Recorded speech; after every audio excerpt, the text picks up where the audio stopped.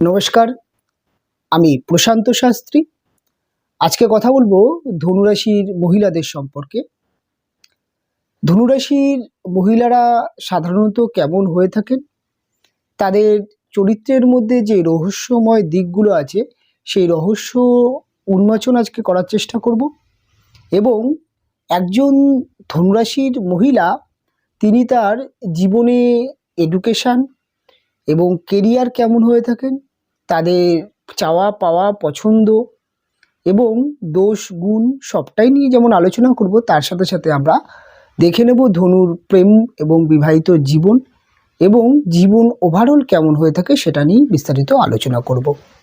যেহেতু আমরা ধনু রাশিকে নিয়ে আলোচনা করছি, অর্থাৎ এই রাশি মহারাশি চক্রের নবম রাশি, অর্থাৎ নবম ভাব ধর্মভাবের একটি ভাব। অর্থাৎ ধনুরাশি মহারাশি নবম রাশি এবং দেবগুরু বৃহস্পতি প্রভাবিত রাশি এবং দেবগুরু বৃহস্পতির মূল ত্রিকোণ স্থান এটি।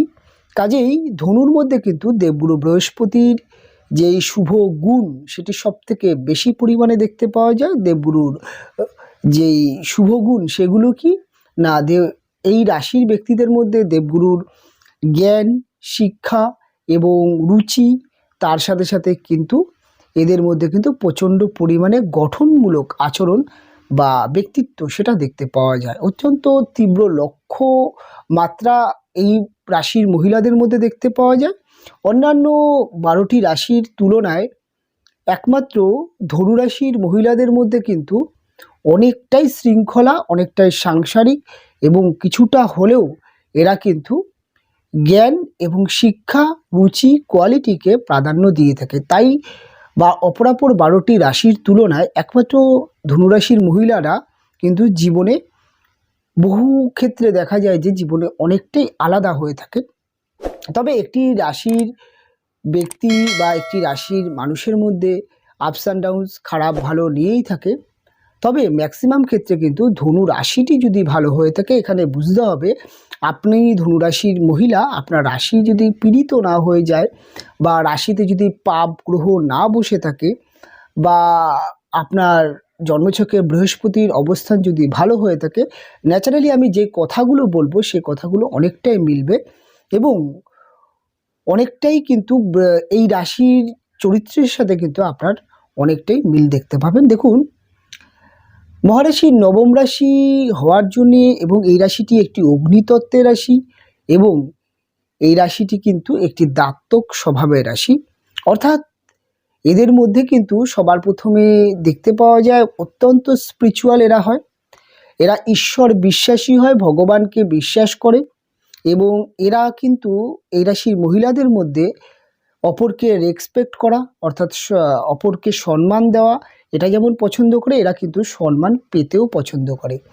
এদের চরিত্রের মধ্যে এরা অত্যন্ত প্রতিবাদী চিন্তাভাবনা অর্থাৎ মানসিকতার হয়ে থাকে এবং তার সাথে সাথে কিন্তু স্পষ্ট সত্যি কথা এরা বলে ফেলতে পারে। এদের ব্যক্তিত্বের এটা অনন্য বা প্রথম গুণ।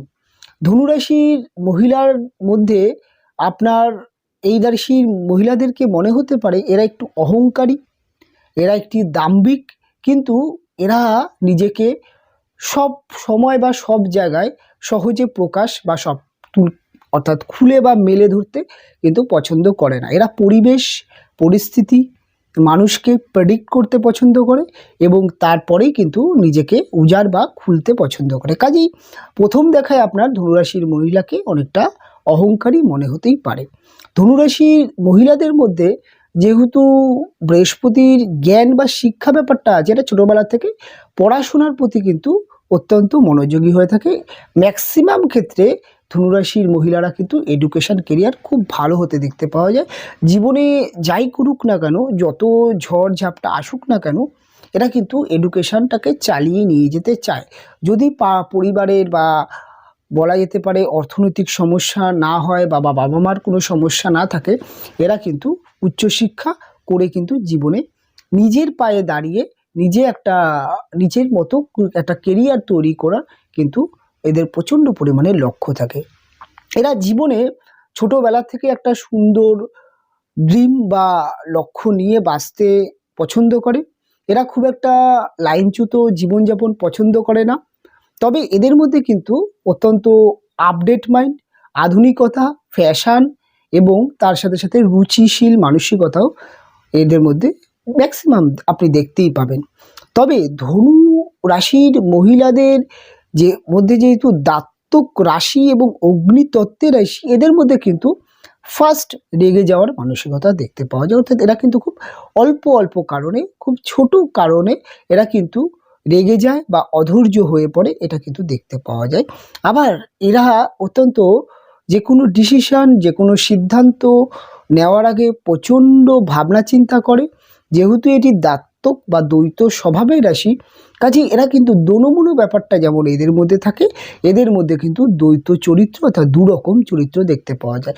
এরা অত্যন্ত পরোপকারী, মাতৃসুলভ আচরণ এবং বলা যেতে পারে উদার, পশুপ্রেমী এবং তার সাথে সাথে এরা কিন্তু প্রয়োজনে অত্যন্ত কঠোর, অত্যন্ত বলা যেতে পারে জেদিয়াল এবং অত্যন্ত পরিমাণে কিন্তু এরা নিজের সিদ্ধান্তে অটুট থাকার মানসিকতাও দেখতে পাওয়া যায়। অর্থাৎ এরা কিন্তু ভালোবাসা বা প্রেম এই সমস্ত জায়গায় কিন্তু এদের এই দুটো চরিত্রের জন্য এদের কিন্তু প্রেমের ক্ষেত্রে ম্যাক্সিমাম ক্ষেত্রে সমস্যা চলে আসে। তবে ধনুরাশির মহিলারা যেহেতু দেবগুরু বৃহস্পতির রাশি, কাজে এরা প্রেমের ক্ষেত্রে হয়তো এদের অল্প বয়স থেকে প্রেম ভালোবাসা বা অপোজিট লিঙ্গের প্রতি এরা নিজেরাই আকর্ষণ ফিল করেন, বা কাজেই প্রেম ভালোবাসা এই রাশির মহিলাদের মধ্যে চলেই আসে।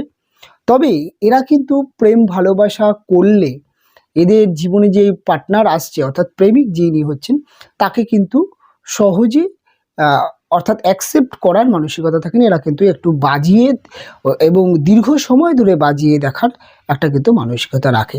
এরা একটা জিনিস সবার প্রথমে দেখে যে কতটা রুচিশীল মানুষ, কতটা কোয়ালিটিফুল এবং কেরিয়ার সম্পর্কে দেখে তারপরে কিন্তু সেই ছেলের সাথে প্রেমে কিন্তু জড়াতে পছন্দ করে।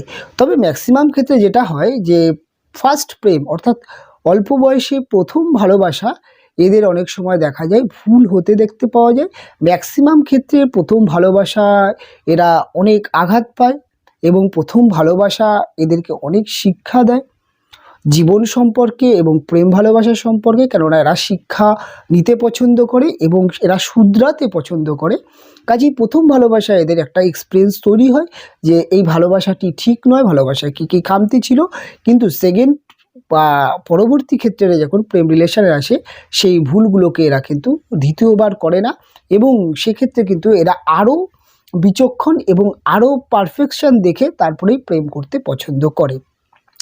প্রেম করলে এরা কিন্তু দীর্ঘ সময় প্রেম রিলেশনটাকে চালিয়ে নিয়ে যাওয়ার চেষ্টা করে, অর্থাৎ এরা কিন্তু প্রেম করেই খুব চটজলদি বিবাহ করা, অর্থাৎ প্রেম হলো অল্প দিনের রিলেশনে বিবাহ করতে পছন্দ করে না। এরা কিন্তু দেখে প্রেমটাকে দীর্ঘদিন চালিয়ে নিয়ে যাওয়ার চেষ্টা করে এবং এরা নিজেরা একটি কেরিয়ার বা নিজেদের এডুকেশন কেরিয়ার অন্তত কমপ্লিট করার পরেই এরা বিবাহের কথা ভাবে। এবং ধনুর মধ্যে আরেকটি জিনিস ধনুরাশির মহিলাদের মধ্যে দেখতে পাওয়া যায়, এরা কিন্তু পরিবারের ব্যক্তি অর্থাৎ বাবা মা হতে পারে বা পরিবারের ব্যক্তিদের সাথে কিন্তু একটু বেশি ঘরোয়া টাইপের হয়ে থাকে এবং প্রেমের ক্ষেত্রেও এরা কিন্তু পারিবারিক মত নিয়ে সেই প্রেমটাকে কিন্তু বিবাহে কনভার্ট করতে চেষ্টা করে। অর্থাৎ প্রেম করলেও এরা কিন্তু পরিবার বা পারিবারিকভাবে রীতিরেওয়াজ মেনে এবং পরিবারের সম্মতি নিয়েই কিন্তু এরা বিবাহে বন্ধনে আবদ্ধ হয়ে থাকে।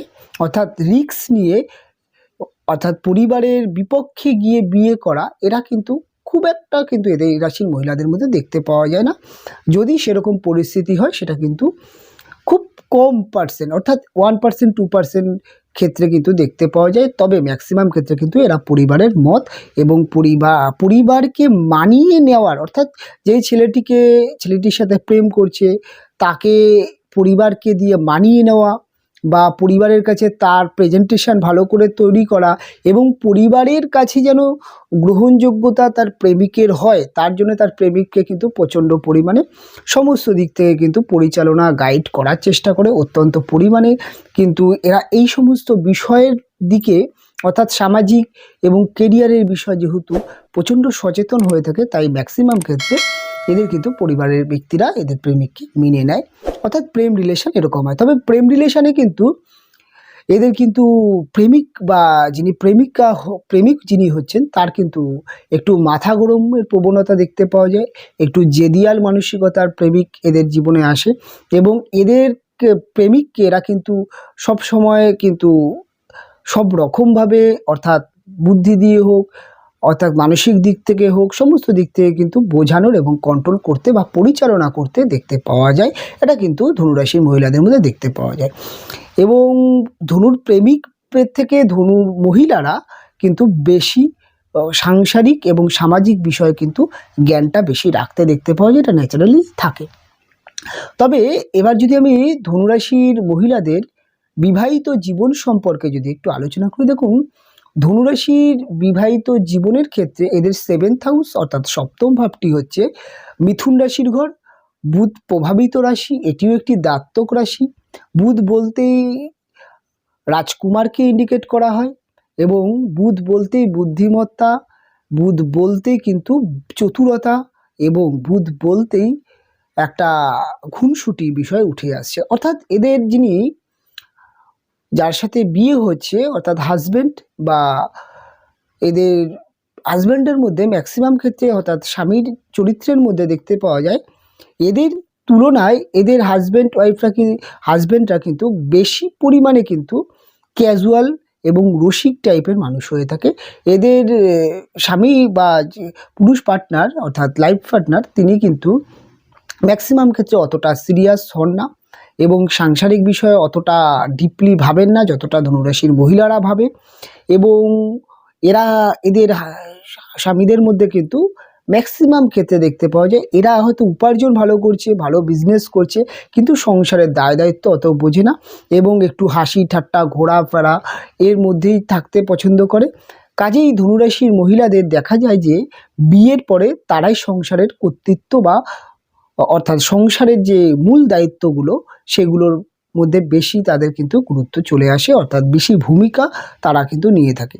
অর্থাৎ সংসারের খুঁটিনাটি দিকগুলো, সন্তান লালন পালনের বিষয়গুলো বা বিভিন্ন দিকগুলো যেগুলো হয়ে থাকে একটা ঘরোয়া মহিলা, সেটা কিন্তু ধনুরাশির মহিলাদের ক্ষেত্রে বেশি নিতে দেখতে পাওয়া যায়। আমি এটাও দেখেছি যে ধনুরাশির মহিলারা তারা কিন্তু বিবাহের পরে কোনো না কোনো কিন্তু প্রফেশনাল চাকরি, ব্যবসা, কিছু না কিছু কিন্তু কেরিয়ার করছে, এরকমও দেখতে পাওয়া যায়।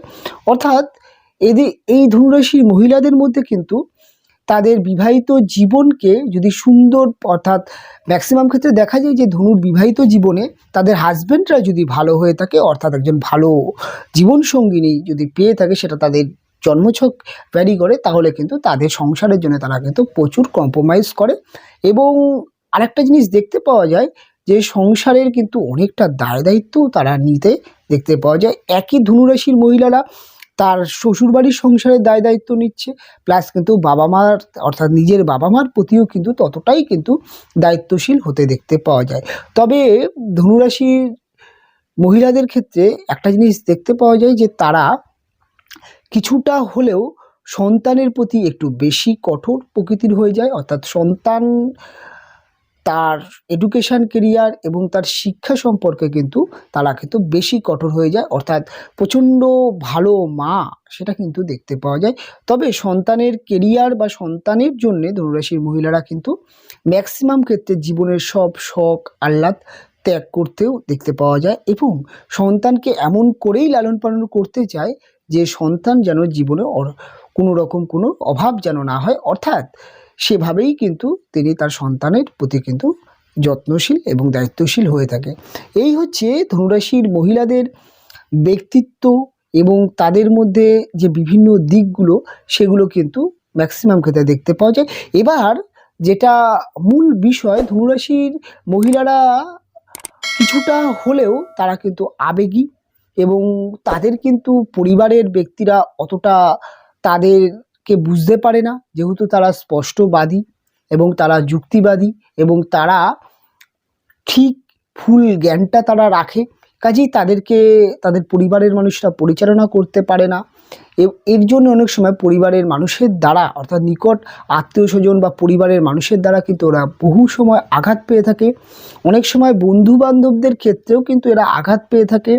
অনেক সময় দেখা যায় যে এর শ্বশুরবাড়ি সম্পর্কে এদের যিনি হাজব্যান্ড হচ্ছেন তাদের ক্ষেত্রে, তাদের কাছেও কিন্তু অনেক সময় হাস্যরস্য বা রঙ্গতামাশারও কারণ হয়ে দাঁড়ায়। এটা কিন্তু অনেক ক্ষেত্রে দেখতে পাওয়া যায়। তবে ধনুরাশির মহিলারা কিন্তু অনেকটা ধৈর্যশীল এবং বুদ্ধি নিয়ে চলতে পছন্দ করে।